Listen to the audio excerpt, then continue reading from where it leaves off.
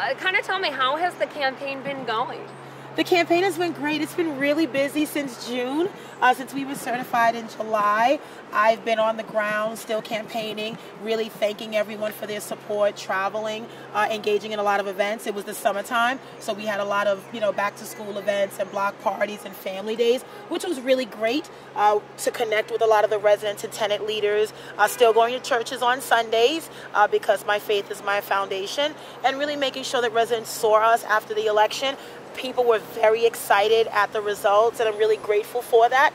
It was a long campaign, a lot of challenges personally that I faced, losing my political mentor in Aurelia Green on Mother's Day weekend, and then I had some personal losses. I lost my grandmother to COVID in July. So it's just been really trying, but I'm really thankful. Months later, we're still campaigning now for the general election. As the Democratic nominee, we're talking to residents, reminding them of early voting on October 23rd, the election on November 2nd. And we're really ready to get the ground running, assembling a transition team after the general and what that looks like, and making sure that we prioritize a lot of the issues that really all Bronxites care about.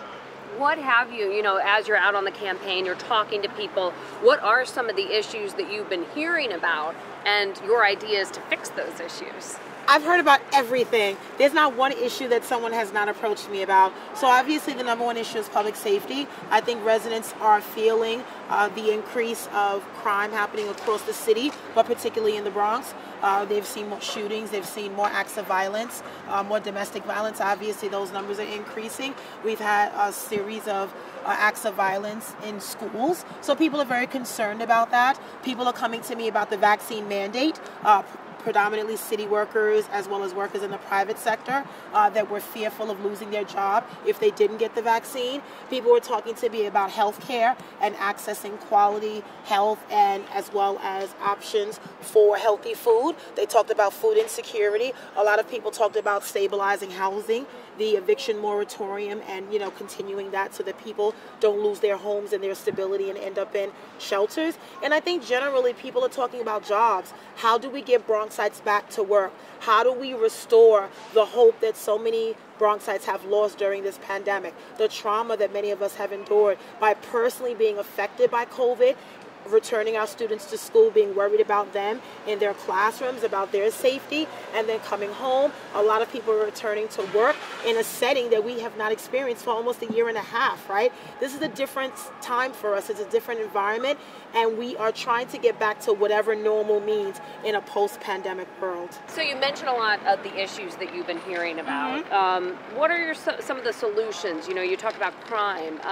What would you do if you were elected as VP to help those numbers? Right. So as it relates to public safety, I want to have dedicated staff in the Office of Bronx Borough President to work closely with all stakeholders as it relates to redefining public safety. I think for many of us in the Bronx, we equate public safety with the presence of police. And NYPD has a role to play in this world to keep us safe, but they're not the only answer. We have to continue to invest in the anti-gun violence movement and supporting organizations that are credible messengers and violence interrupters on the ground that give young people a real chance at a future, that take them out of the streets and offer them jobs and become mentors, and really help a lot of our young people that could be involved in the criminal justice system. We want to work with all of our precinct councils across the borough, from the 4-0 to the 5-2, Transit District 11, 12, as well as PSA 7 and PSA 8. We want to make sure that we have a consistent presence ongoing on a monthly basis where we're meeting and we're strategizing and talking about the issues. We're not waiting for the next shooting to react, but we want to be preventative and prevent violence from happening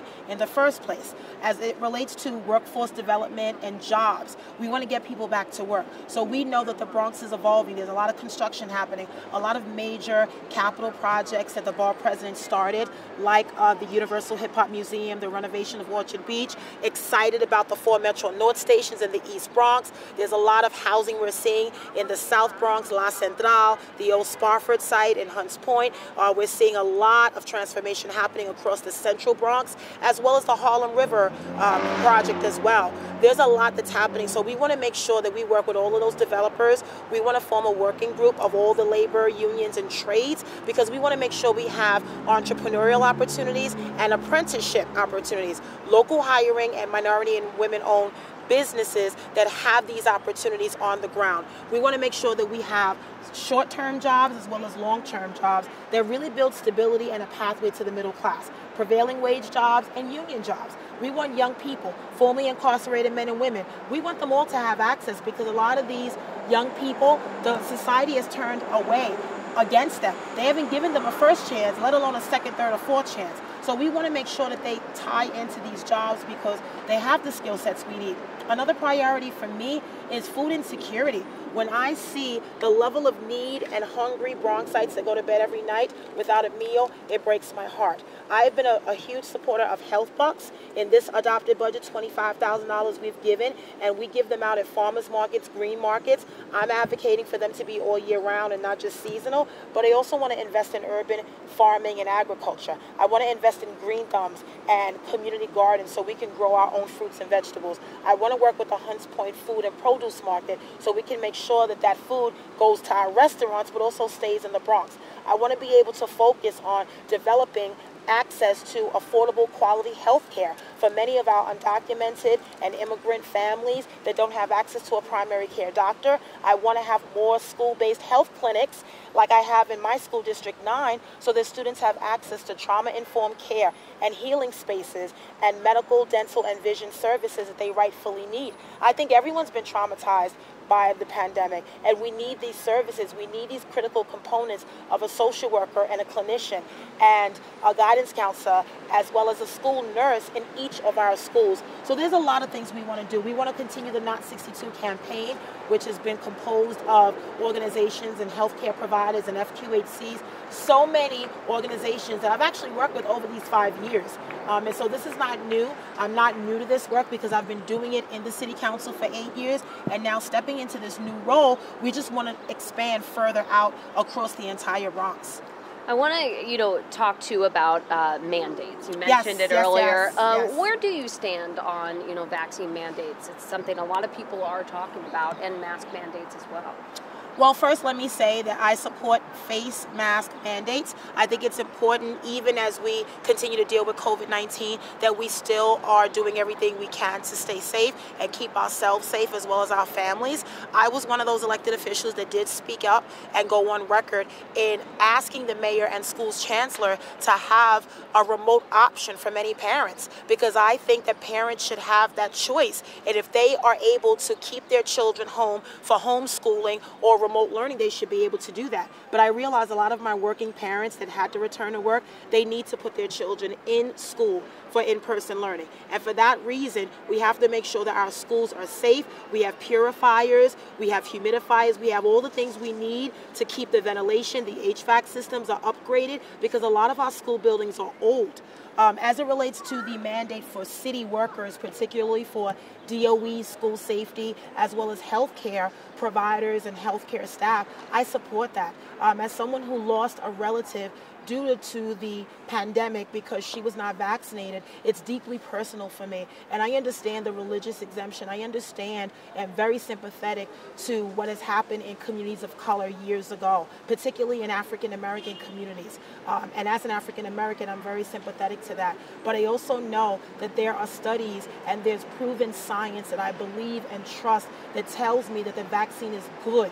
Yes, we know that there are side effects, and I took the vaccine. I was nervous myself, and I was okay. I had several side effects, but not life-altering, and I'm okay. And I also felt as a leader, I can't encourage constituents to take the vaccine if I don't lead by example. My staff and I have to lead by example, and we did just that. And we also promoted Get Tested Tuesday for COVID-19 testing. We worked with H&H sites to make sure that we were visible and it was accessible, because during the days of the pandemic, I remember, and I was out there last April of 2020 when we had no testing sites, when it was hard to get PPE. It was really tough. I was there and I saw that. So now, a year and a half later that we have access to a vaccine, I encourage residents, particularly those that have underlying health conditions, I encourage them to do what they can. Talk to your doctor if you don't feel comfortable. Get your questions answered and make sure that you feel safe and you feel comfortable. But to me, the vaccine was the best decision I could have made. And now I am patiently waiting to be eligible for the booster shot because I took Moderna. Yeah. Oh, same here. Same here. And of course, we're so sorry for your loss that you had this summer. You know, another big issue right now, Rikers. And Rikers is in the Bronx. Yes, it is. You know, the goal is to close it, do the community jails. You'll be stepping in if you were to win during this time. Yes. So let's talk about Rikers. Rikers Island has been an unfortunate environment of plague of violence for a very long time. Rikers Island is not safe for anyone that works there. The detainees that are there awaiting their day in court, the corrections officers, the legal services staff, the medical staff, everyone that visits Rikers Island to me is in danger. I support the work of the Department of Corrections. What I don't support is the excessive absenteeism that you're seeing among correction officers. For those that are truly sick, that are injured, that are out on medical leave, I understand. But for those that are choosing to stay home, that's not acceptable to your fellow brother or sister that has to show up to work, that was being forced to do double and triple shifts. That's not acceptable in any profession, and certainly not at DOC. The detainees have a right to be treated humanely, no matter what they're charged with on the island. All they are being charged. They're not convicted yet. They have not yet had their day in court. And so when you talk about closing Rikers Island, I supported that. I supported the Lippman Commission that recommended the closure of Rikers Island for all the reasons that we know is the right approach. Reducing the jail population, looking at restorative justice and alternatives to incarceration, keeping young men and women out of the prison system in the first place, but recognizing that there are those that are charged with violent crimes. There has to be a place where those individuals are held until they have their day in court.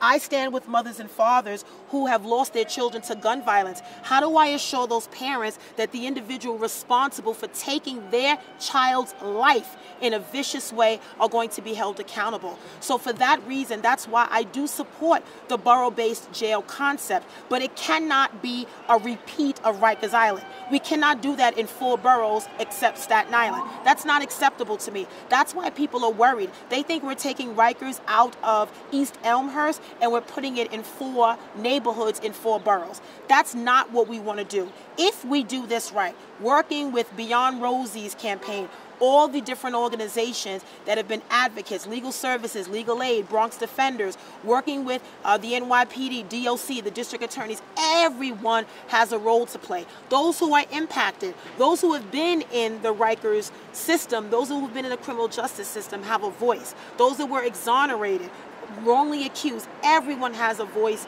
and a role to play. I think that this can work, but a lot of things have to happen. We've done bail reform, we've done criminal justice reform, we've done so many things at the local and state level to look at the ability for someone to return to court, right? Bail was never set just to keep someone in prison with the idea that you couldn't afford bail. So the idea is bail is only supposed to be set to determine your likability to return to court. But if you don't have enough money to even post bail, you are in the jail system, and that's unfair. And this was something that predominantly had an effect on young men and women of color, and that's why we implemented bail reform at the state level, which I support. But I also see a lot of things that are happening as a result of just, not just legislative action, but I'm seeing a lot of things that are happening as a result of COVID, as a result of poverty. It shouldn't be a crime to be poor, but for many of us in black and brown communities, it has been a crime to be poor. And that's what we have to do away from. We have to reimagine the criminal justice system. We have to reimagine public safety. We have to really look at some of the programs we have that are supposed to rehabilitate someone. You shouldn't be incarcerated and come out worse. 40% of the population on Rikers Island lives with a mental illness every day. And we've heard cases of detainees not getting medicine, not going to the doctor, not going to the infirmary. That's unacceptable. That's inhumane. And so that's why we have to look at reducing the population. Those individuals who don't pose a risk or harm to themselves nor the public should be let out, right? And making sure that we provide them with the services. We don't just let them out. and allow them to re-enter society without any programs and services. They need treatment. They need supportive housing. They need vocation. They need literacy. They need so many skills so that they don't recidivate and get rearrested and go back into the prison system. You know, when we talked last, you know, when I was interviewing you before the primary, we talked about if you were to be elected, this would be historic. Yes, yes. So how is that feeling?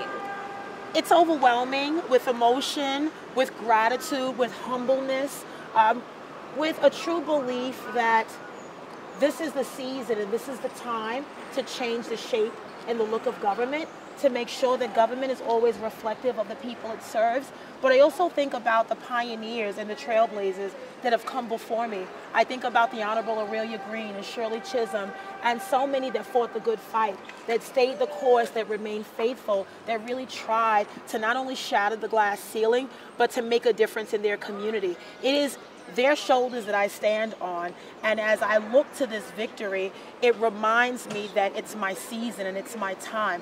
But I stand here on the shoulders of so many that have come before me, but I also stand for the next generation of young girls and young leaders that come behind me, so that they know that in their borough president they can see themselves, that their circumstance doesn't define who they are in their future, but they're destined for success. They're ordained for success. They are the next generation, and we have to empower them and encourage them and love on them and motivate them. That's what this victory means to me. It means defying the odds, shattering the glass ceiling, doing something different, and really making sure that women of color have a real seat at the table. What has been something that has been unexpected about the campaign that you were like, oh, I didn't know that this would, you know, I mean, you've campaigned for things before, but why is this different?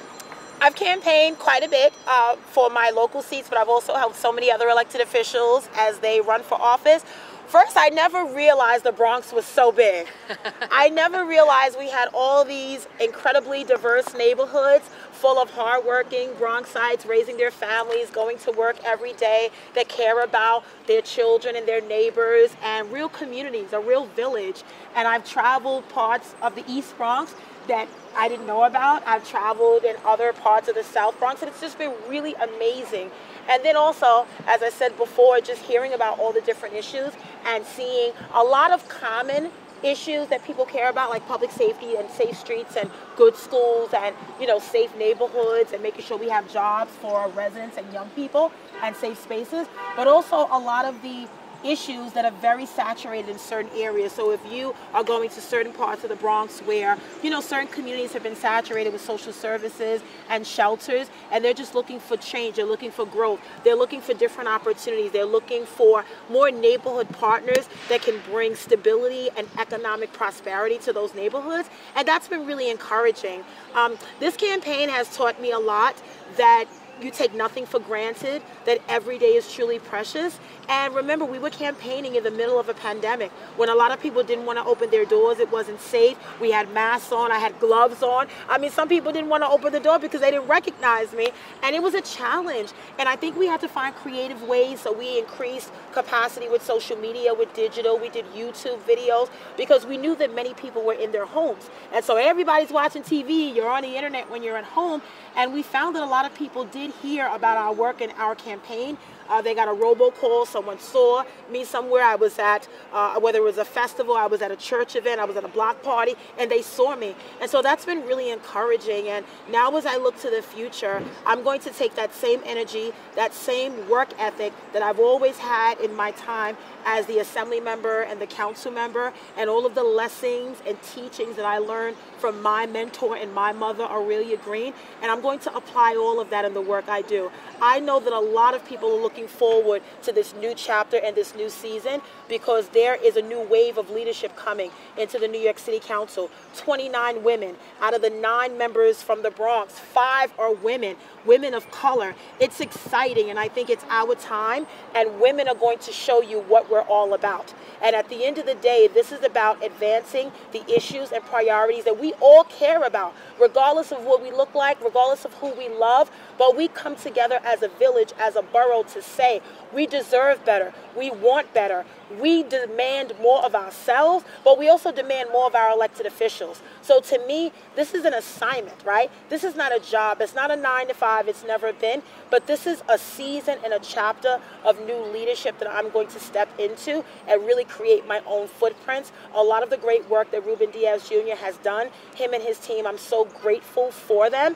And I've been able to partner with Ruben on a lot of projects in our district. And now I get to take that same energy to the entire borough. So I'm excited. I'm ready for the next assignment. And at the end of the day, I want people to give me a chance. For those that didn't support me, that didn't know who I am, watch me work and give me a chance to show you what I'm all about and how we can take this borough to the next level and really achieve the economic prosperity that every resident and family member in the Bronx deserves.